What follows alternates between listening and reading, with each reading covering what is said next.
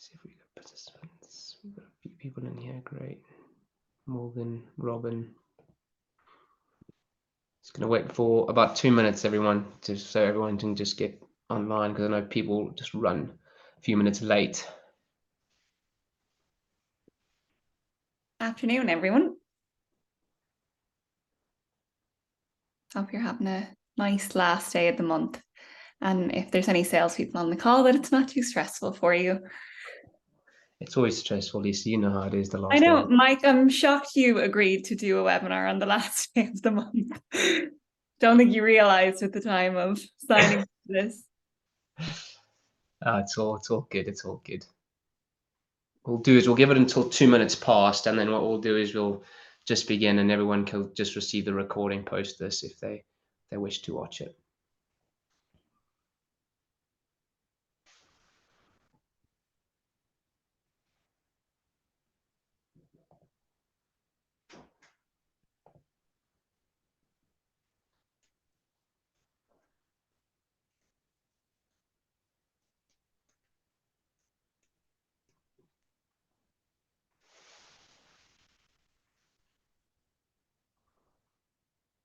Time's ticking.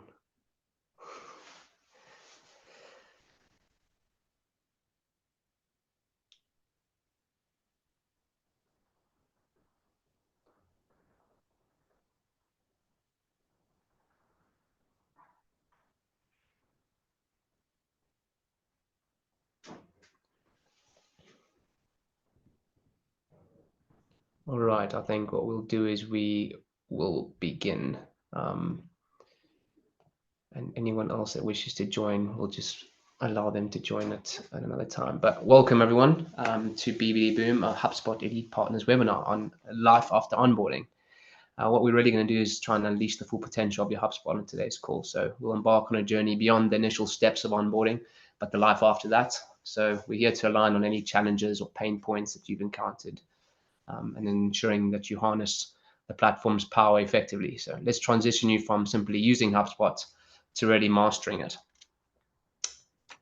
So everyone, my name is Mike, and I am serve as a senior growth manager here at BBD Boom. It's a pleasure to be your host today. And over the past 2 years at BBD Boom, I've had the distinct opportunity to work closely on both implementation and customer success initiatives. So this hands-on experience has granted me invaluable insights into our clients' needs, desires, and challenges. Today, I find myself at the exciting juncture of leading initial client interactions, ensuring that every touch point is a reflection of our commitment of excellence and growth. So I'm going to pass on to Lisa, who's going to introduce herself. Lisa? Yeah. Hi, everyone. My name is Lisa. I am based in Kildare in Ireland. It's a county just outside of Dublin. I'm sure none of you have ever heard of it, but that is where I am right now. I work at HubSpot, and I've been working in our partner success team for the past 5.5 years now. So I manage our HubSpot solutions partners, and we really have a shared goal of getting HubSpot users activated on the platform. So I work extremely closely with the lovely BBD Boom team. I support them with helping HubSpot customers see the most success from their platform. Amazing. Thanks so much, Lisa. So let's kick start. And what we'll go through now is just a bit of an agenda in regards to what we're going to do today. So we're thrilled to have each one of you with us on the call today. So what we're going to do is we're going to delve a bit deeper into the world of HubSpot. Our primary goal today is to really shed some light on the journey of selecting, onboarding, and truly harnessing the capabilities of this versatile platform. So really what we're going to do today is we'll kick things off by understanding the core reasons behind businesses, perhaps including yours, the choice that you made to go with HubSpot and the CRM as well as a marketing platform. Then we'll move on to the transitioning to a new platform is never without its teething issues. So that post-onboarding persona, we'll delve into the typical user profiles and post-onboarding and the challenges that they face. Then we're going to go to the key areas, how to unlock HubSpot's potential. So here we'll really highlight the must-know areas within HubSpot to ensure that you're leveraging its full potential and driving optimum results for your business. And finally, we'll wrap things up with a Q&A session where we could just ask, a few burning questions that you might have, and we'll do our best to provide the answers. So what we'll have a lot to cover. So let's dive into that and make the most of our time together. Right. So motivations behind choosing HubSpot. I mean, Lisa, we've seen that the rapid growth of HubSpot in the market over the past few years, and this is pretty testament to many factors for why people decide to choose HubSpot. So let's discuss just a few. HubSpot's been known as an all-in-one solution. How do how's that perceived? Internally, we know how we perceive it, but how's that look like from your perspective?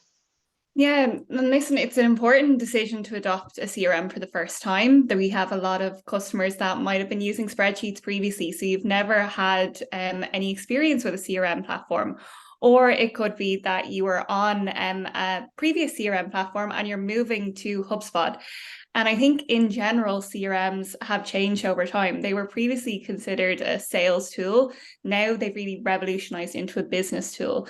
And the reason for that is because we know when your sales and marketing team aren't aligned, or your marketing and service team aren't aligned, or your delivery team isn't aligned, your buyer experience is going to suffer. So going back to what you mentioned about that all-in-one solution, it's really about combining various tools into one platform. And that doesn't mean moving off everything that you've had before into HubSpot. In some cases, that might make the most sense. That you want to move your CRM, your content management, some of your email marketing, your analytics into HubSpot. But also, it might make sense that at this time you want to keep them separate, but you want to make sure that that information is syncing between the platforms. So you might look into integrating both. And that is really the focus that we have with HubSpot, is that while we would love you to move everything onto our platform, that would be delightful.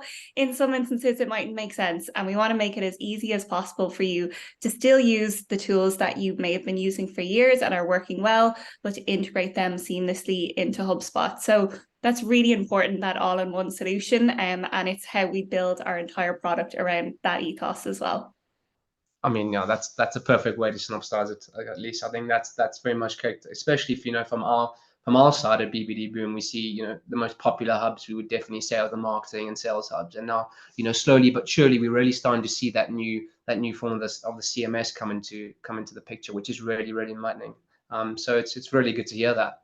I mean, let's speak about something which I think, having used a few CRMs throughout my life, and I'm pretty sure a lot of people on this webinar would have done the same, is I think the user friendliness interface that HubSpot has. I think let's discuss that, the way it looks, the non-complexities around that. People are very open to it, and very honest about how user friendly it is compared to other CRMs. Yeah, and I've used other CRM platforms before, and what I found in those previous companies is that the CRM I was using was just too complex for what I needed it for. I was part of the success org in that previous company, a very small percentage of what I needed that CRM for. But it was really difficult for me to build things like reports, because there was just so much data that wasn't relevant to my particular role. And again, I had to basically do loads of trainings to even figure out how to even use the software itself. So that is a key focus, that sometimes when I'm onboarding users onto the HubSpot platform, they're surprised about how user intuitive it is and how easy it is. And we do our best. And it is a struggle to try and find that balance between making the CRM easily customizable, while not letting it get out of control, so that it gets to that point that users can't use it or it's becoming too complicated for them. So we're always fighting that balance of giving you greater control over it, but still making sure that you don't necessarily need a big technical background to be able to use it. That no matter what role you're in an organization, you know where to go in HubSpot, and that for the tools that are relevant for your particular role. So we want to continue to make it that way. It will get more advanced over time as our customers' needs do, but still making sure that it is an easy to use interface will always be the core. Yeah, I think that's also testament, when we, as a company that's looking for a CRM, they're really wanting to, come onboarded onto something that's very much user friendly. And, I think HubSpot does tick all those boxes. The biggest, I think, challenge it is when someone's wanting to migrate to a new CRM is, having a workforce that's very tentative, right? Especially from a sales aspect, your sales teams are very comfortable with what they currently have. So, moving on to something that's a bit user friendly and making them know how user friendly it actually is for them, and the automations and everything that happens within HubSpot that will make their lives a lot easier, I think is really pivotal here. But I think one big one for me, Lisa, I think is scalability. And that word's been thrown around a lot with HubSpot, in the last few years, and now with the 5 hubs that we do have, you know, the scalability of that for us really understanding for businesses and how them coming on board onto HubSpot, and them wanting obviously a return on investment, but also, planning for 6, 12, 18, 24 months with the specific CRM and being able to scale for that. But from a small business to a big business, it looks like HubSpot can really, help both sides of those. What do you think of that? Yeah, we've got plenty of customers that began with HubSpot as a starter customer. So they're on one of our starter packages. You'll see even the way we design our packages, there's limits in place in those certain packages. Things like the contacts that you might have before you need to pay more, the amount of seats that you might have before you need to pay more, the lists that you can have, the workflows that you can have. There's certain limits at each package. And the reason being for that is that we've estimated customers of a particular size using this particular subscription. This is the kind of usage that we see from those customers. But it might reach a point that you're using the platform extensively, that you hit those limits, and then you need to move on to the next package. And so it's that natural growth. In particular, contact growth is something we love to see, because it means that hopefully you're getting more leads into the CRM as a result of using HubSpot. So being able to grow with HubSpot, and your needs might grow as well, that what you needed when you first joined HubSpot may have been pretty foundational in terms of maybe you were just needing it for email marketing.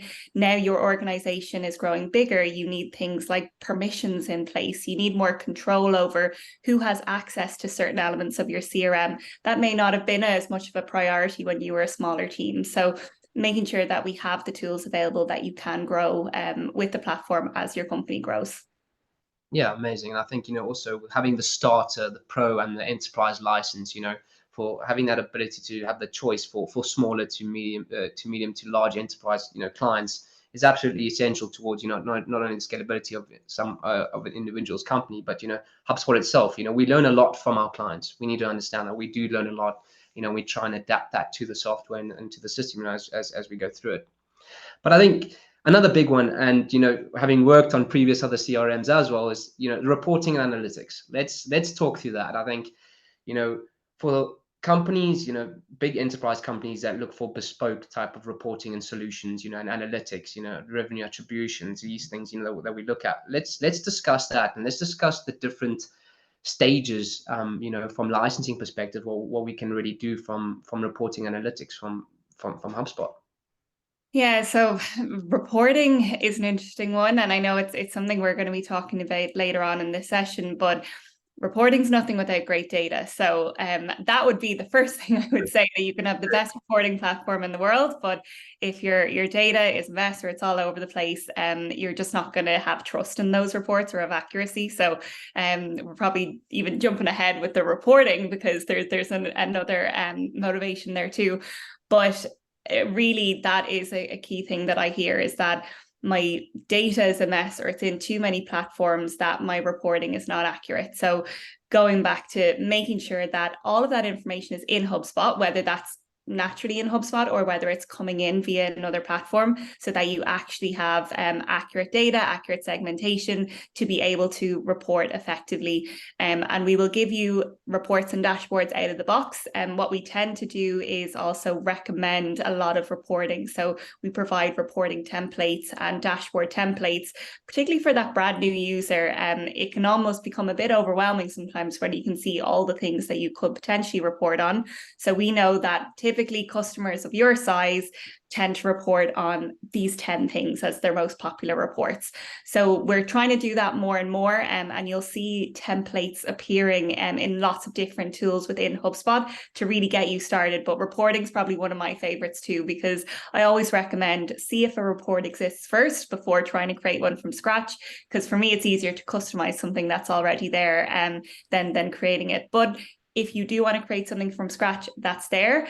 And if it's just maybe a few points that you need to do, you can include that. We do have more advanced reporting options where you can perform things like calculations. If you did want to, calculate click-through rates, or if you wanted to calculate return on investments, there is the possibility to go more advanced with your reporting. But from a basic point of view, there's lots of templates to help you get started. And I think that's one of my favorite things that we offer.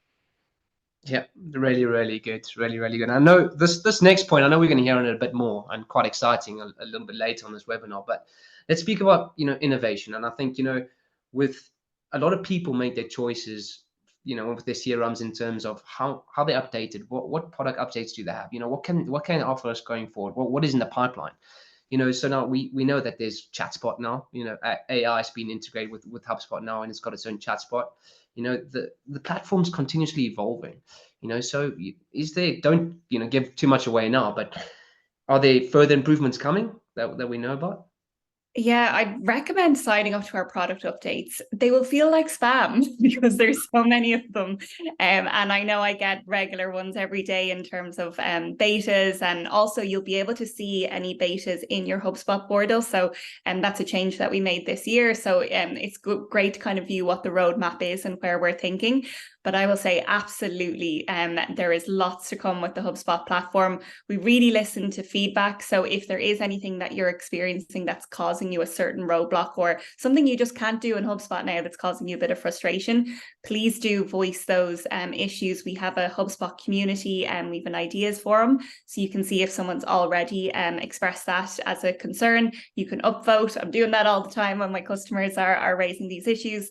But basically that's how we prioritize our product updates, is trying to understand what's causing the most pain for customers now and how quickly can we fix it. So definitely never just sit there feeling frustrated with something. Please do raise that, either if you're working with the Boom team or with HubSpot directly, so that we can let you know whether it's something that we might be fixing in the future or not, or if it isn't on our roadmap now, let's start shouting about it so our product team can hear. So I definitely recommend that. Amazing. Thanks, Lisa. Thanks for that. I think our last point here on the motivations behind choosing HubSpot, I think, the marketing aspect. I know you mentioned a bit earlier on the second point, but I think, HubSpot's really popularized the concept of inbound marketing, so it focuses on attracting customers to relevant and helpful content. So, we find that businesses that are aligning with this philosophy find HubSpot to be the perfect tool to execute their strategies. I mean, is this what the talk around town is? Is this really what happens? Yeah, and I think it's interesting. This evolved over time as well. I know when I started on HubSpot, we were talking about, attract, convert, and engage.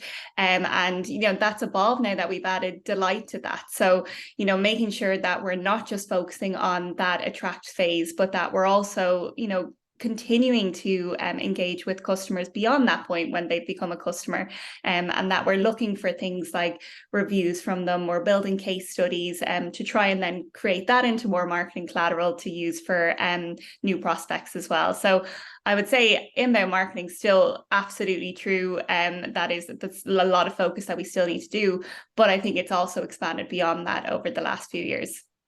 Yeah, I'm excited to see the evolution of that marketing hub in the months and years to come. But let's move on to our next slide. So the post onboarding personas and challenges. So Lisa, let's do a deep dive into these three different personas we have here. Each one of these personas have had a different experience with HubSpot during the onboarding phase. So let's discuss these. Yeah, and we talk about the onboarding phase, and that in itself can look very different to customers. So sometimes it is very time specific. In HubSpot, it's typically a 60-day or 90-day period. So your first 2 months or 3 months.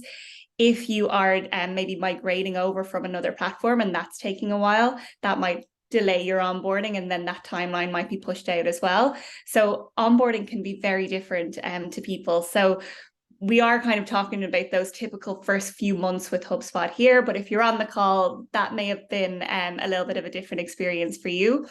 And there's many feelings that people can feel after that initial onboarding period. We've picked out 3 here because it's myself and Mike and the Boom team probably see these most commonly.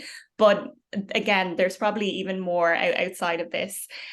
So we've gone with Mark, Claire, and Paul.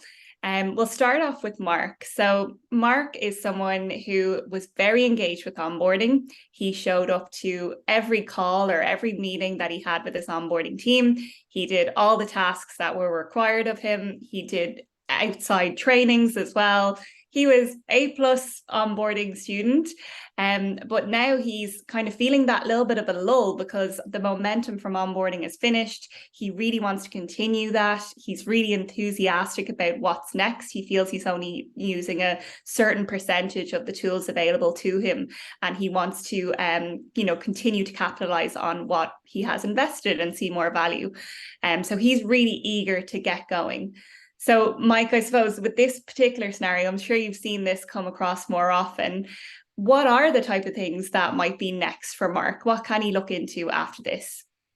Yeah, I mean, look, when he wants to continue his momentum, in regards to what happens with the onboarding phase, and we need to understand exactly, what makes Mark tick, right? And that's what we really do here at BBD Boom. I think, from a new business to existing business perspective. So our existing business team, which is really successful in, understanding those needs, I think really to ensure that Mark continues that momentum by ensuring that he has those updates, keeping up to date with exactly what the hub has to offer, like you mentioned a bit earlier. But also just, listening to the team that we potentially have, we can provide best practice and updates in regards to what he can do to keep that momentum going.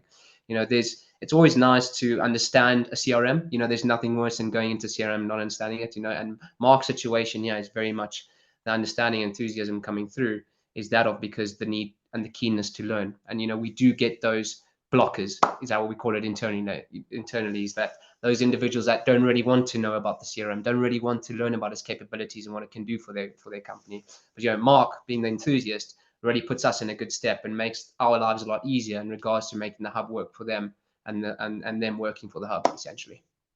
Yeah. No, we definitely see a lot of Marks, which is great. The thing is, sometimes it can just live with one person in the organization. So you might have a Mark who is championing, he loved the software, he's fully adopted the CRM, he wants to get everyone bought in. But at the same time, the rest of his team maybe aren't feeling the same way as Mark. So I know, Mike, we're going to be talking about that a bit later.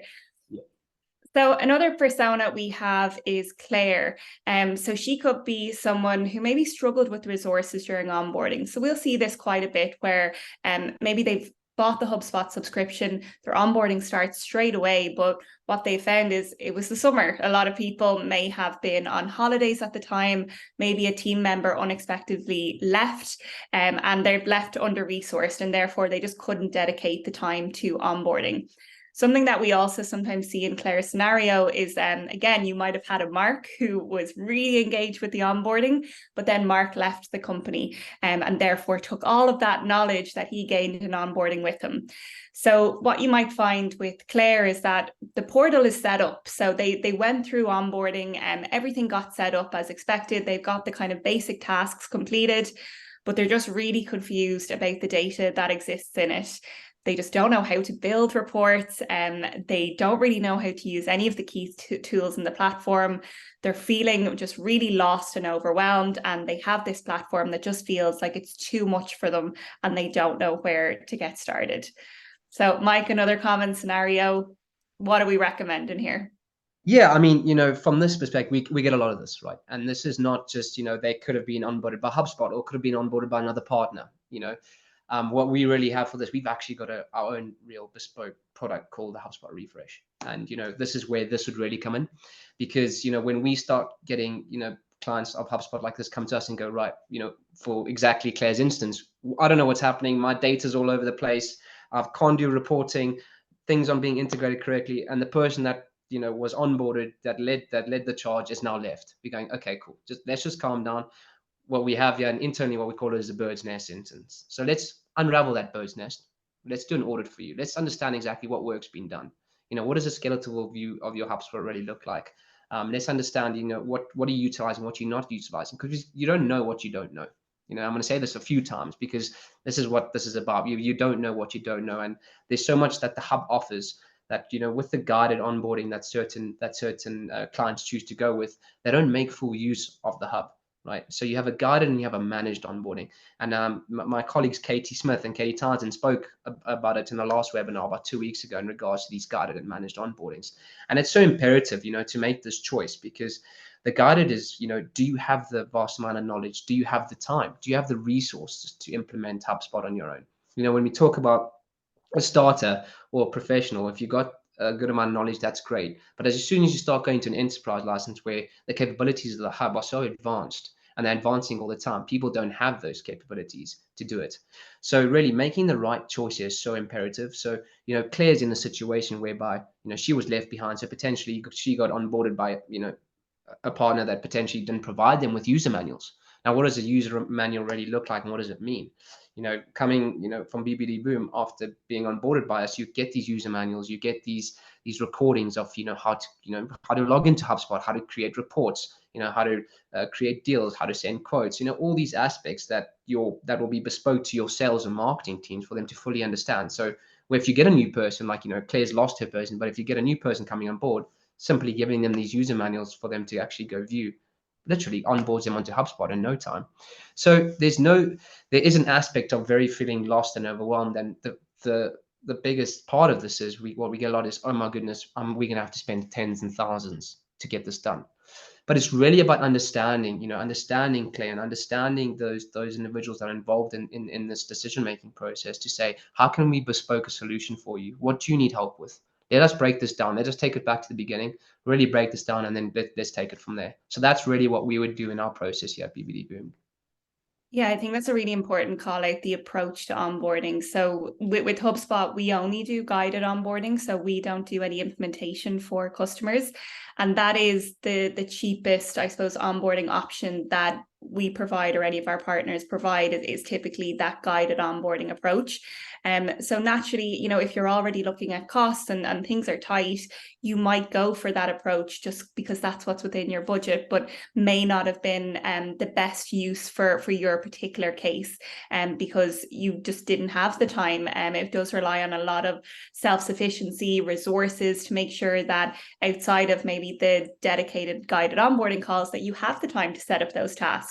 And often it just turns out that customers don't. So I love that there are options such as kind of those onboarding refreshers, where it's like, okay, we went through the guided route. We did get some information on the back of it. We got training, but really we just need someone to be a bit more hands-on, or we just need a few things built out for us to get us started. So it's really nice to then have that option that if you are feeling that way, where it's just a bit too much for you, that there is hands-on help. But it would just be from partners. From HubSpot, it's still from a guided point of view.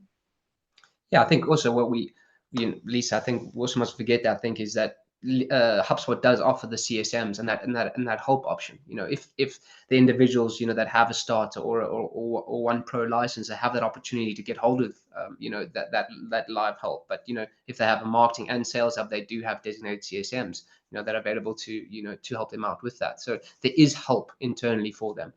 We can offer that help in a more hand-holding process and really take them through best practice. But there is definitely help internally within HubSpot if they need that. Yeah, really good point. And if you're on this call and you're wondering who your customer success manager is, or your customer success team in HubSpot, please do let myself and Mike know, and we'll make sure to let you know who that support is. And yeah, you can have, obviously it's going to be from a remote call point of view, but there is support there, as Mike said. Okay, so we'll move on to our last persona, which is Paul. So Paul completed onboarding, and he was engaged during the process, but he's just not really seeing the results that he expected. What he's getting doesn't align with his goals. His data is still living in other systems. His team isn't inputting everything into HubSpot. And going back to what we were talking about before, he's left in a situation where his reports aren't accurate. He is getting really frustrated because he can't actually report back to the business how they're doing in regards to sales and marketing, because he just doesn't trust the information. And we get a lot of calls where, yeah, you're at that point where you're probably 4 months into a subscription, 5 months, 6 months, you've invested a lot of your money, and you feel that you've got everything built, but you can't actually use it because these reports that they're throwing out, it's missing information because that's living elsewhere. And naturally, you're just getting so frustrated. Mike, I know you've got people like this in the past. They're coming to you. What are we recommending here? Yeah, I mean, really, Lisa, what we're looking at is adoption, right? It screams adoption. It screams, potentially not the best choice of onboarding. If it be it, albeit partner, albeit HubSpot, we don't know. We found this out during those discovery phases, and we need to understand, why those choices are made, what exactly they're trying to achieve, what is their modus operandi on a daily basis, and from that specific, Paul saying that the team really isn't inputting everything into HubSpot, right? That's adoption. We need to understand, was there training on that? We need, how many people do you have in your team? What process have they gone through in order to be onboarded onto HubSpot? And then as you mentioned, the data, like you said, Paul's data coming across that is in other systems, we can't report accurately within HubSpot unless we have good data, as you mentioned earlier, Lisa. That's imperative. So this is really what we call the big bird's nest instance, whereby the audit will do us a favor here. Us internally, we can't put our fingers in the air and guess what's happening here. And I think, Paul's in an unknown space as well. So for us to really show a rounded view show Paul a rounded view of exactly what's been done, what's happened in terms of why these integrations potentially for this data is not coming through, or the reporting is not working, and really going back all the way to their user journeys, from how those leads and SQLs and MQLs happen and how that data is filtering through into the system. Let's fix that. That is the source of the issue here. So once again, we're looking at that about a bespoke solution for Paul and his team, because they have obviously certain requirements, and they have certain issues from that audit that we'll find out, and from that we'll actually adhere to those and put forward a proposal for those requirements. Nice. Yeah, so if you're a Mark, you're a Claire, you're a Paul on this call today, you're putting your hands up and said, yes, that is my experience. And hoping that you're more of a Mark, because the other ones come with a few challenges. But if you are, if that was your experience and you're kind of feeling that onboarding lull where you're like, okay, what can I do next? Hopefully we can share some insights in our next slide over some of the areas that you can start to look into to explore the potential of your CRM. Great. I think this is going to be quite an interesting one, right? The key areas to unlock HubSpot's potential. And I think, Lisa, myself, and you're going to be in dialogue about, these 5 key points about unlocking HubSpot potential. So, what makes HubSpot's reporting different to other CRMs? Essentially, what is that? We spoke about it in the first slide, but what is the difference? What makes HubSpot stand out? Yeah, going back to that all-in-one platform, and I'll have you guys driven demented about the consequences of when your data, your teams, your processes aren't aligned, when you're working out in multiple systems that don't speak to each other and you just can't trust the data that's being presented. Really, where I see the benefit in HubSpot, it's the source of truth for all of your data. And that's really to power those reports, to get really comprehensive analytics, and to connect your CRM data to your marketing teams, your sales teams, your service teams, and also the ability to integrate data from your existing business applications to HubSpot to really just unite all of that information into one with an accurate data source and the ability to build powerful custom reports. And the templates, as I said before, they're one of my favorites. But I think, yeah, I can't bang that drum more about having everything in the one system and the importance of that. So I think the next one we have is deeper adoption. So going back to what we were speaking about before, where you might have someone in the company that's a real champion, like they've really bought into this, they've adopted the software, they're struggling to get the rest of the team to feel the same way. So Mike, I know this is a situation you've come across. What do we recommend customers that are really struggling to get buy-in from the rest of their team? Yeah, I think, when customers are grappling with the buy-in regarding HubSpot adoption across their organization, it's essential to tackle both the practical and psychological barriers of that, Lisa. So, BBD Boom, we take several steps and strategies that we outlay from the beginning, and that continues through to our existing business teams. So, a few points we look at. So essentially, highlighting the value proposition, organize sessions with the client that benefits of HubSpot, are clearly, delineated. So highlight on how HubSpot streamline their processes, offer comprehensive analytics, and how it can significantly enhance marketing, sales, and service functions. 2, being customized training sessions. We spoke about this earlier through, those various personas. Offer tailored training sessions, segmented by department. So your marketing, your sales, or even your user roles. By making those training sessions specific to each user group, you can address their unique concerns and show them the direct benefits and functionalities that apply to those daily tasks. And, if we go into you mentioned a bit earlier, the integration capabilities, emphasize HubSpot's ability to integrate with many existing systems. So it's not just secluded from everything else. You can integrate with other systems. The current tech stacks you have, there's always a conversation around that. And if it's not a native integration, it can be a custom coded integration. So we need to look at that. This can be a major selling point, as employees might find comfort in knowing that they won't completely abandon familiar tools. We spoke about the tendency and the blockers in regards to doing that, So there are those options. And I think my most important one, because as a salesperson myself, is the champion, call it the champion creation. Before a complete switch, identify early adapters or enthusiasts within the organization and develop them as, HubSpot champions. So, this might be the specific person that we speaking to initially, that's come forward to us saying, we actually need HubSpot. I've been a user of HubSpot for many years, or, our company, our senior leadership team saying, I've got to come now and find, people to implement our HubSpot for us. So you get different individuals, different personas on calls that we deal with. So, it's about that person coming forward and saying, guys, this is HubSpot. This is the way we're going to go. And this, we really rely on, the key stakeholders that are wanting to implement HubSpot, right? Because at the end of the day, they make the decision. And what decision they make, everyone else below them has to adhere to. So essentially, we need to ensure that it's smooth, it's transitional, it's easy for them to do. And then I think we need to go back on the feedback loops. And what I mean by that, I mean establish, open channels of for feedback. So understand the concerns and reservations of those hesitant to adopt HubSpot. So, addressing those directly can, help alleviate the fears and misconceptions about HubSpot. How it works, why it may be better than other systems. Why it's more user friendly. Trying to, at the end of the day, people that wanting to use HubSpot want their lives to be made easier, not more difficult. And we understand that, coming across in BBD Boom, we understand that. We have to put that across. And then I think we should definitely take a look at the reassurance of job security. I think that for us is quite a big one. A lot of people when coming onto systems, especially now that we have ChatSpot, and the availability of AI, everyone's going, oh my goodness, my job, I'm going to be out of a job soon. These emails can reply for me. That's not the case anymore. When we think about EQ and individuals speaking, like we are human to human, it's a different story. So, sometimes resistance stems from that fear of job displacement, due to automations.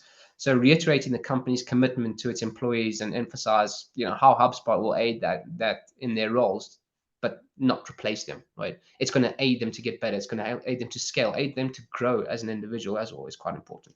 So I think, remembering that change can be challenging and, it's natural for there to be resistance. However, with consistent communication, support, training, and showcasing the benefits of it, many organizations can successfully transition their teams to embrace HubSpot fully. So I fully believe in that. Yeah, completely agree. And change management is huge. And it's something that a lot of organizations are seeking, not only when adopting a CRM, but it could require them changing their entire processes and how they approach data. So I think, I'm definitely seeing it become more of a service that customers are interested in investing in. Yeah, indeed. I think, Lisa, let's look at point 3 here. I think let's look at next level automations. What would you recommend to customers that are looking to build more advanced automations? Yeah, I think it's going back to the buy-in as well. Like, who doesn't want to save time in their day? I know I definitely do. I do. I need it. Yeah, you need it. So if there's anything that can save you time from doing something that you're spending too much time on and you're thinking there has to be a quicker way to do this, that's usually what brings people to our automation tools in the first place. So it could be that, you're manually selecting emails to add, email addresses to add to a list so that you can send your marketing campaigns. Usually that's kind of the first step to, say, our workflow tool, that you can just automate emails based on certain criteria. That's what a lot of our customers might be using our workflows tool for, is usually for some type of marketing communication. That is probably the most popular use. What we're seeing that being expanded in terms of workflow functionality is using things to, again, clean up your data. So really any of those tasks, like for example, if you have a CRM of thousands of records and you know there are some first names there that are lower capitalization, and you know that in those marketing emails that you're sending, you're going to have a personalization token in there, and it's going to look a bit funky when we don't have that first letter capitalized on a first name. Imagine trying to check every single record and trying to fix that. You'd have to export it, look in Excel, all of these things. Now that can be solved through automation if you have the correct subscription to do so. Things like dates. I know I work for a US company. Seeing dates in a US format, me trying to figure out what date I'm actually looking at can be difficult as well. In, again, having to change all that manually would take time. So being able to go into something like that and automatically changing the date format of everything in your CRM, the amount of time that that would save. Going back as well to speaking to other systems. So we do have a feature called custom coded workflow actions. Again, it's going to be subscription specific, but maybe you have a business intelligence service and you want to make sure that you're sending information to that from HubSpot. You could do that via workflow as well. So anything that is taking you too much time right now, think if it could be solved with automation, and hopefully through the HubSpot workflows tool, either in your existing subscription or some of that more advanced functionality, check with the Boom team to see if that's available in what you currently have. Amazing, Lisa. Thank you so much. Yeah, I think that's very, very insightful for those individuals that are having this data issue. And I know our next one's also about, cleansing your data. I know it's a lot around. It's a lot around it. But I think it's very, very important, right? Because the importance of data cleansing is essential to your reporting, analytics, and forecasting, et cetera, within your company. So thank you so much for that. I think that's really good. Yeah, and in terms of, I suppose we've already spoke to it a lot, but if we have customers on this call that they're struggling to use their data because they just consider it a complete mess, what would you advise as kind of a next step for them? Yeah, sure. I think, there's a lot to say on this, so buckle in. But managing disorganized data can be a significant hindrance to deriving actionable insights and it's essentially implementing efficient strategies. So when using HubSpot, there's certain recommendations that will be really put forward to really tackle this messy data. So from a perspective of data auditing, so begin by conducting a comprehensive data audit. So determine which data essentially is relevant, what's outdated, and identify any inconsistencies or duplications. So HubSpot CRM provides a clear overview of your data, making that auditing process, more manageable. And then you've already got your custom properties. So, use HubSpot custom properties feature to tailor fields to your specific business needs. This ensures that the data being entered aligns with what your business requires, reducing that irrelevant data point. So, as we mentioned earlier, if it's web forms or whatever's being filled out, right, ensuring that those are being filled out correctly and what's coming through into the CRM is absolutely, a mandatory requirement, and that it pertains to that specific property. And then we go into, a data importing tool. So utilizing HubSpot's data importing tool. So this is quite big, which is not only facilitates data imports, but also helps in organizing it. So this tool can map the fields from your previous system to HubSpot's fields. So ensuring that seamless transition. So that's quite essential because, if you're moving from CRM, essentially you want to keep the data that's coming through, but the properties may be different in HubSpot to your current CRM. So how does that really measure? So we need to ensure that that's mapped correctly when it's coming through and to ensure that transition is absolutely seamless. And then we look at the deduplication tool. So HubSpot CRM has a built-in deduplication tool that can help you identify and manage and merge duplicate contacts or records, so ensuring your database remains clean and efficient. So that there's a major step in the right direction in regards to reporting, analytics, and getting the right data out. So there are these tools available, and then as we say, the regular housekeeping is quite important. We all know that we need to ensure that someone is championing the HubSpot, to go inside to check if this is all being done, because scheduling those regular data cleaning exercises, HubSpot offers that feature to filter and sort those records, so making it easier to identify and remove old and irrelevant data. So if you don't have someone in there doing it, I suggest you do, or we can happily help to show you how to do that. I think implementing data standards internally, we've seen this a lot, and I think, making the prospects and clients understand that it's so important to have these standards, right? So establish and enforce data entry standards, within your teams, within your organization. HubSpot's mandatory fields and data validation rules can ensure that critical data is captured correctly at the point of entry. So, ensuring that that's done, and we spoke about the adoption aspect, right, Lisa? If people are enthusiastic about using HubSpot, putting in the correct data, not only will it help them, but it'll help the system, scale, grow. It'll help the reporting aspect of the organization.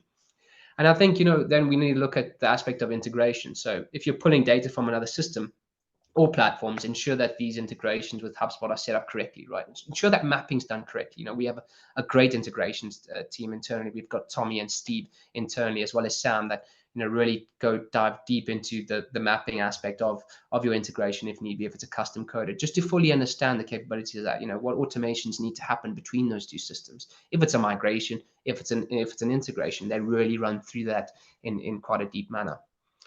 And then I think we need to look at probably the most prominent one, and Lisa, you can probably agree with me, this is to use the HubSpot Insights. HubSpot Insights tool can automatically populate contact and company records with data, so reducing that manual entry errors and filling in the gaps in your records. So, seek expert assistance. If not, we are experts in what we do. We're a HubSpot elite partner. If you're overwhelmed, consider seeking assistance from us, and we'll be able to help you implement those changes. Yeah, actually, even just before this webinar, I had a call with a customer that they were moving their data over to HubSpot, but they had a company record in their old system with 146 duplicates just of that record.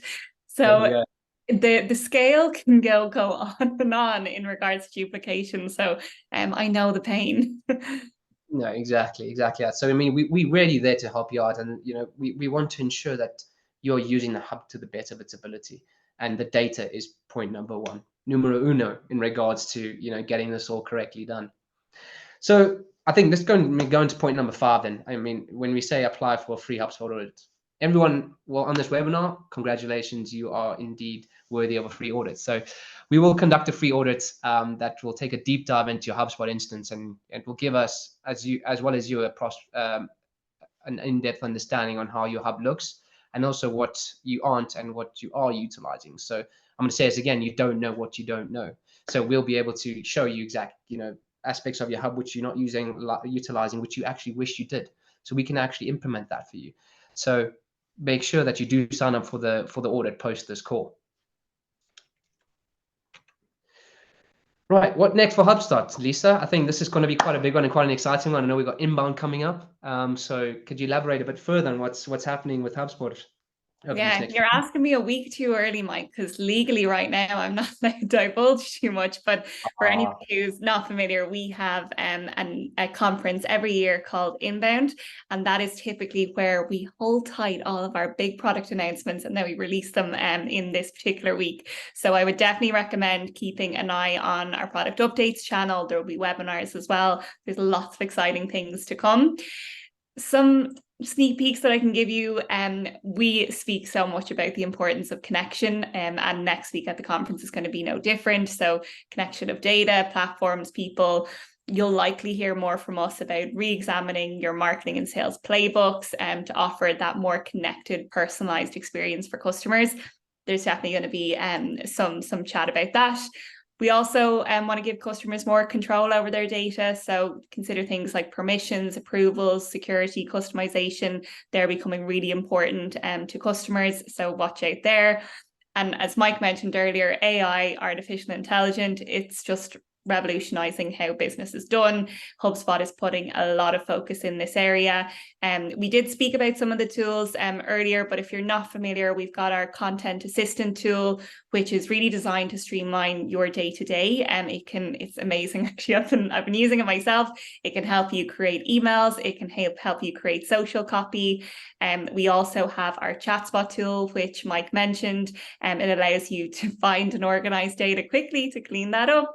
We should have a drinking game at this stage of how many times me and Mike recommend cleaning your data. But you can ask the tool to show me a monthly summary of web visits last year. So again, going back to that, having to create a report from scratch, you can just ask ChatSpot to do it for you. Or if you wanted to just add information to your CRM, you can ask ChatSpot to do that for you too. So really exciting ways just to save you time, and lots more to come in the artificial intelligence space. And HubSpot, we are putting lots of importance here. So next week, you will find out all of the new exciting product updates with HubSpot. So definitely watch this space. Thanks, Lisa. I think that's great. I mean, for us, being an elite partner, to understand these updates that are coming, especially with inbound, we eagerly are waiting to hear what happens after that. And I think, clients that are on this call with us, or prospects that are looking to come on board with us, clients do have a client portal when you come on board with us. So there are the resources there and updates that'll be put onto there. So you will have visibility there. But also, look out for Clarinda Chen, who does our product updates. So, follow our LinkedIn page, follow Clarinda if you'd like, to get further updates there. Yeah, love Corinda's videos. So she does great showcases of all the new features in HubSpot. So definitely recommend checking out her LinkedIn page. Absolutely. And then I think we're done for today. So thanks so much for everyone for joining us on this webinar. I think, now if anyone has some various questions you have for myself or Lisa, please do shoot. We'd love to hear.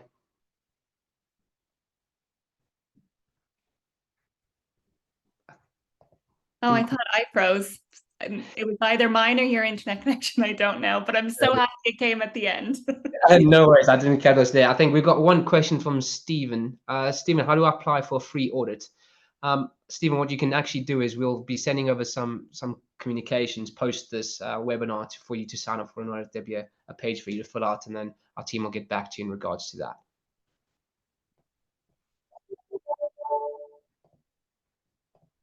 Does anyone have any further questions at all?